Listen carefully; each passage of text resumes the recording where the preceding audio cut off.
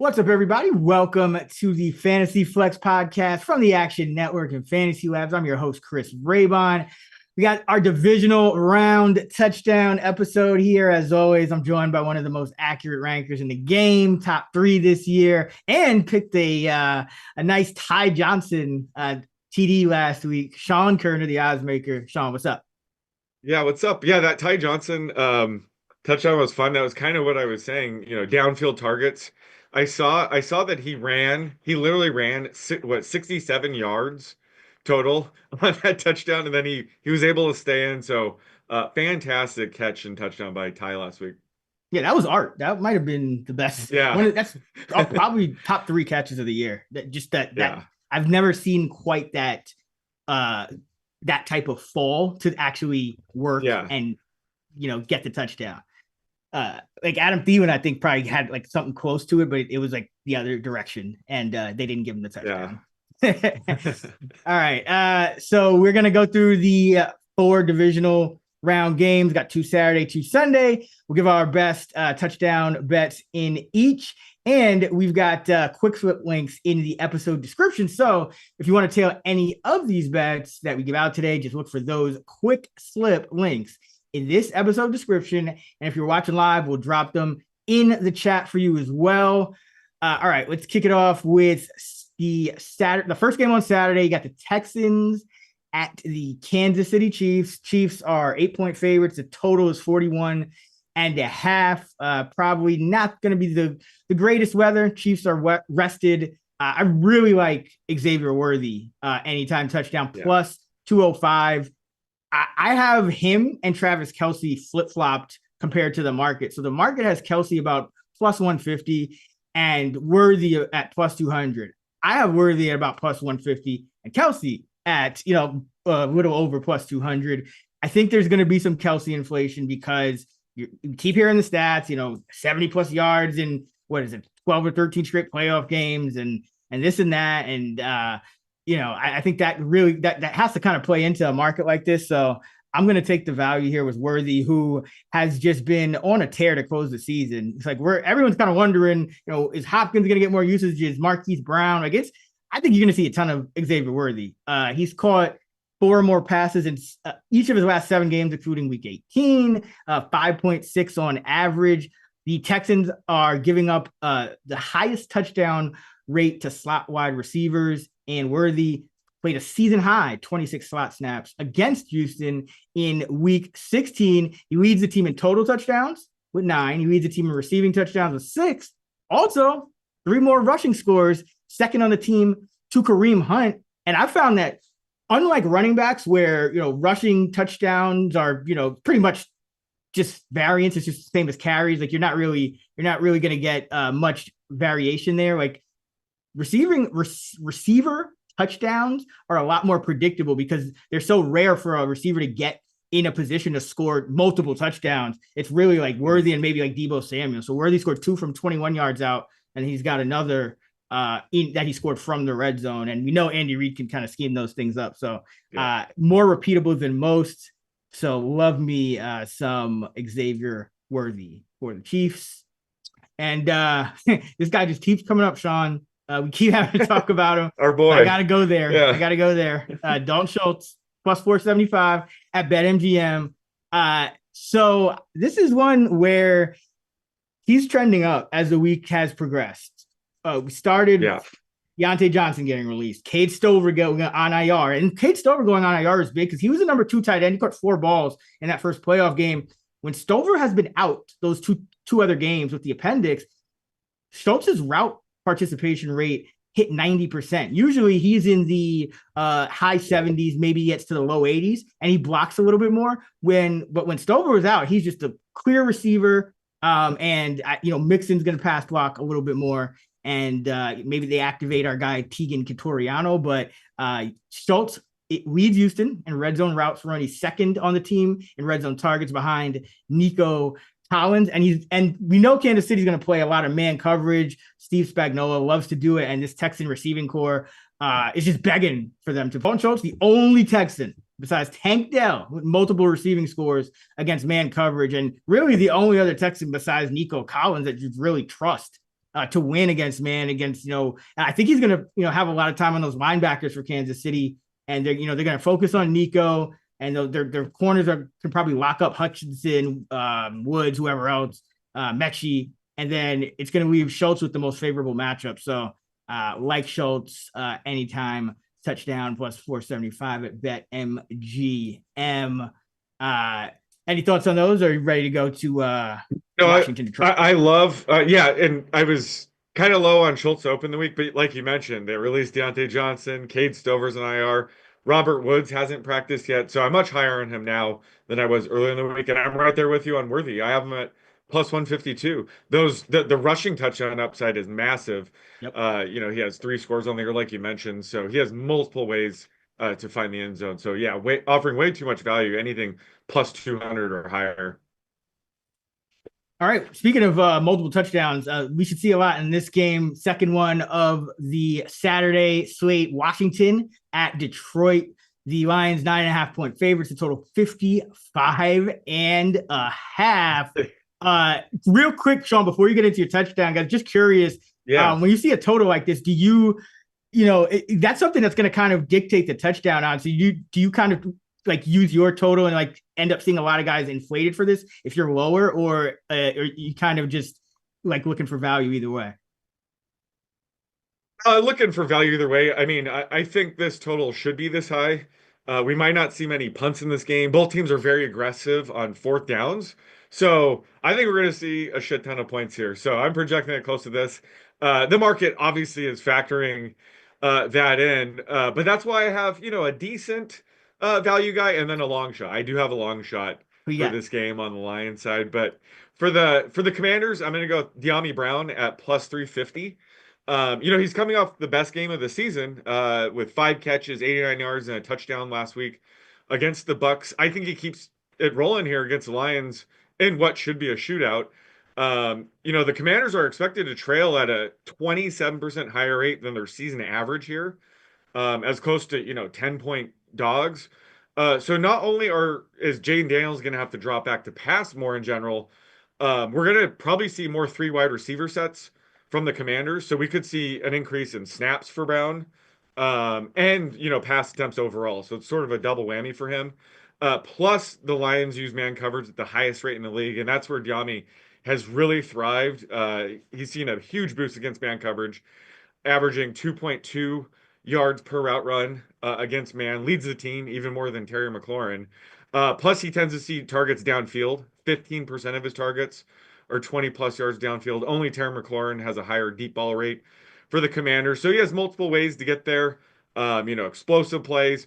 Also, they have been giving him design rush attempts to close out the season, too. He had 3 carries for 26 yards over the final 5 games. So similar to Xavier Worthy, it's just an additional way for him to potentially score when they get in the red zone. So love his upside here, coming off his best game of the season last week. So I'm going to go Dyami Brown here at plus 350. And on the Lions side, going to get wild here. Going to go with Brock Wright at 12-1. Do I think he'll score a touchdown? Probably not. But should he be 12-1? No way in hell. He has 9 touchdowns in 45 games in his career. So about a touchdown every 5 games. So we're getting some value here at 12-1. But he's a player that he doesn't catch many passes, but when he does, they tend to be in the red zone. He has 2 touchdowns this year. One of them, he was clearly the first read. They literally designed the play to go to Brock Wright. And I think this is the playoffs. We could see Ben Johnson get more creative on these red zone plays where we could see a player like Brock Wright, Dan Skipper, someone like that, to be, schemed up in the red zone. So I think it's sneaky to take, dart throw on the Lions here. Plus, the Commanders, they've been pretty prone to backup tight ends scoring touchdowns. I looked, they've allowed a touchdown to Jordan Akins, Chris Manhers, Luke Schoonmaker, Foster Moreau, and even Kyle Pitts scored against them. So they've been allowing backup caliber tight ends to score quite a bit this year. So sign me up for Brock Wright at 12-1 here. Man, I don't know what's worse, letting Kyle Pitts score a touchdown or Chris Manhurts. Chris Manhurts, I think he blocks like 80% of the time. Yeah. I remember that touchdown too. It's like, wow, like that's That's who we're letting get in the end zone. I think they out a long one to the other Giants tight end too. The rookie. Yeah, Theo yeah. Johnson and Chris Manhertz both. Yeah, they're both kind of backup like. So yeah, you might want to exactly. include him as well. Exactly. But yeah, I like the Dyami Brown pick as well. I already bet that one. I think he's gonna have to be very involved for this Washington offense, just because tough matchup on the ground for Robinson, and like you said, they play a lot of man coverage, so tough matchup for Ertz as well. They've been really good against tight ends, so I think Dyami Brown has another big game. It's kind of been him and Zacchaeus flip flopping a little bit, but this sets up as a Brown game. All right, Sunday got the Ravens at the Buffalo Bills. Ravens 1.5 point favorites. The total 51.5, and got to go back to Amari Cooper here, plus 500 at BetMGM, and this is a spot where he really is set up well to score a touchdown, because you have Brandon Stevens, who is the Ravens right cornerback. He is stationary. Mm-hmm. He when he lines up outside corner, 897 snaps at right corner, 10 on the other side. So he's going to be there at the right corner spot, which is the offensive left, and that's where Cooper has been for the majority of his snaps with the Buffalo Bills. He's got 17 targets on that left side and just 3 to the right. So this sets up for Cooper to get singled up and potentially get a score. And we know the quarterback throwing on the ball can place it where only he can get it. And the last 2 weeks, Stevens, so he's allowed 5 touchdowns in total this year, which is the most, tied for the most of any Raven defender in coverage. Last 2 weeks, he's allowed one to Van Jefferson and Jordan Akins. So yeah, like that's not great. Jordan Akins coming up a lot in this podcast for some reason. I don't know why, but yeah, Amari Cooper, he's been very conspicuously absent and from the Bills, like game planning and whatnot, but do like his potential. He might get only 1 catch and it might be this touchdown. And on the Ravens side, I think you got to go with somebody heavy, right? So the Bills love to go small on defense and have that, nickel defender in. So teams go hard with the heavy personnel against them. So I'm going with Patrick Ricard here at plus 3,000. Baltimore used heavy personnel 90% of the time last week. Likely to do so again somewhere in that similar rate. The Buffalo defense faces 2-1, which is 2 backs, which means usually a fullback, at the 5th highest rate in the league from opposing offenses. Almost 100 plays opposing offenses have played in 2-1 against the Buffalo Bills. And what you're going to see is, last week, Bo Nix, they had a plan for him that involved Milano kind of being like a spy third down. They kind of switched his roll up. Now they're going to have a plan for that, option game with Lamar and Henry. And it's, that's going to take probably 2 to maybe even 3 players if they want to have somebody fill a gap like the Steelers did. That puts a lot of stress on the defense. And then if you have another player in the backfield that can also, go out in the route, that just creates that he's going to be wide open if they want to scheme it up. And they actually have schemed up a touchdown for him. He got a score earlier this year against the Denver Broncos, caught it from Lamar Jackson late in the third quarter of that game. So he's been into the end zone before. I think that would be kind of exactly what Baltimore would love to do, get a big guy touchdown here. So like Ricard at 300-1. He has a rushing score this year, right? Was it like a it was a receiving score. I don't think he has a carry this year, but I could see that happening too. Just kind of playoff, switch it up. But week 4, he runs quite a few routes. He's actually middle of the pack on the Ravens in terms of their red zone routes run, and he has multiple first read targets in the red zone. Yeah, week 4 against the Bills, he scored a rushing. No, he didn't. No, I think it was the Broncos. Like week 8 or 9, I want to say. But yeah, no, he recovered. Derrick Henry ran up the middle, fumbled it, and Ricard recovered the fumble. So there's so that doesn't go as a rushing score. That goes as like a other, right? Or something like that. Well, I think that would count. That would cash. That would for sure cash. Okay. He got credit for the touchdown on a Derrick Henry design run attempt, nonetheless. But he has 2 touchdowns on the season, so Yeah, I thought multiple first read targets in scoring position. So he's he's kind of like a Burton, but less carries more and just kind of strictly a receiver. But he can play some tight end too. He can kind of H back. So good bet here, especially with the Ravens likely to go heavy. Bad weather game. Another weather game to close it out. We got the Rams at the Philadelphia Eagles. Eagles favored by 6. The total is 44. Sean Koerner, who do you like in this one? Yeah, so for the Rams side, I'm going to have to go with Tyler Higbee here at plus 475. Had to leave last game with the chest injury. He was hospitalized, but seems like it could have been more precautionary. He's already back at practice.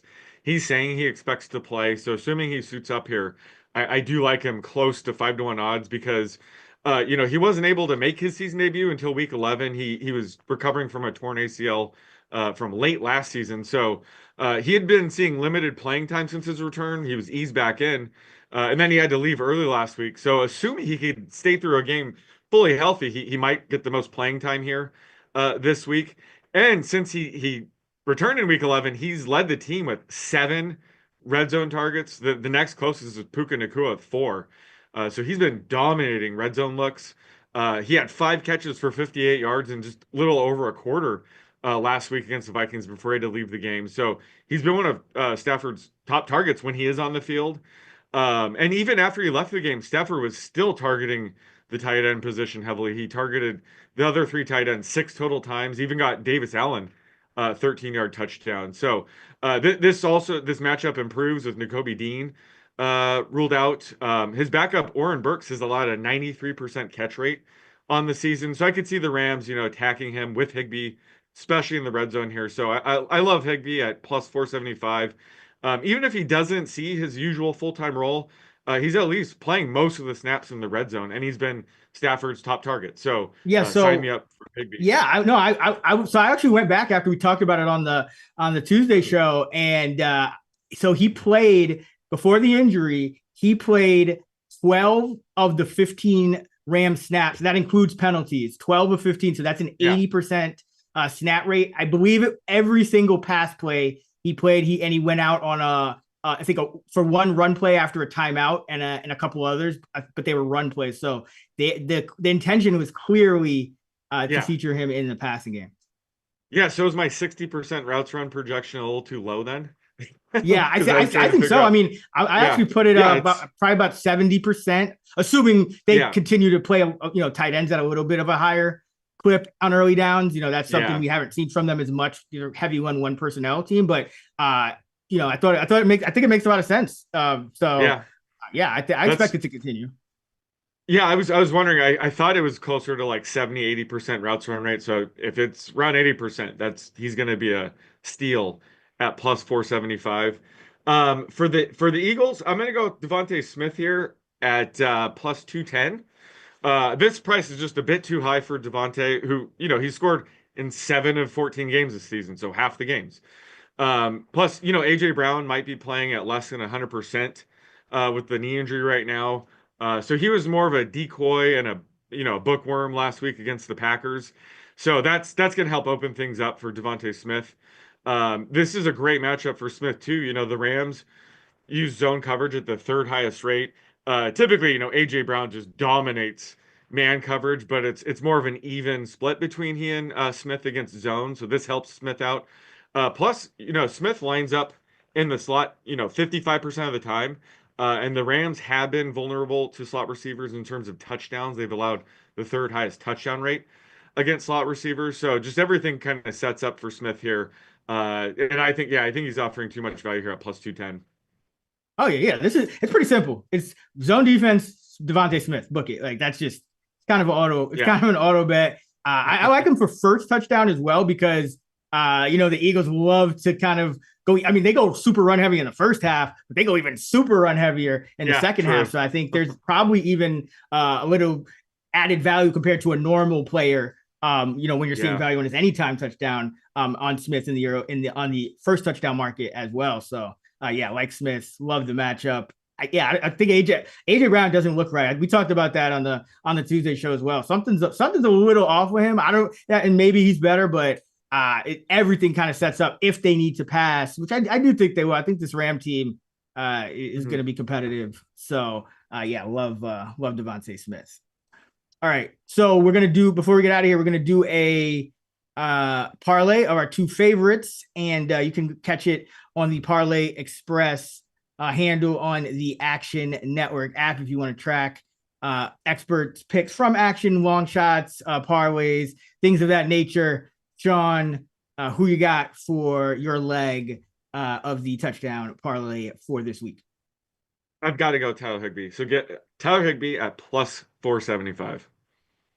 Yeah, and I'm going with Xavier Worthy at plus 210. Really like both of these. I've bet them already. Yeah. I'm about to go parlay them, but this is, I think it's rare that, you know, we show like good value on starting players in the touchdown market, because it's typically just a very, very inflated market, because there's no, you know, other side. You can't bet like under or no or things like that. So and then, you know, totals tend to get, you know, bet up as the week progresses. So you see a lot of inflation in this market, but maybe it's because of the Kelsey side, and maybe, you know, I'm guessing the Rams probably have some popular Puka Nacua, Cooper Kupp, Tyron Williams, guys like that, probably kind of keeping Higbee in check as well. So yeah, like this, love this Higbee Worthy parlay. Yep.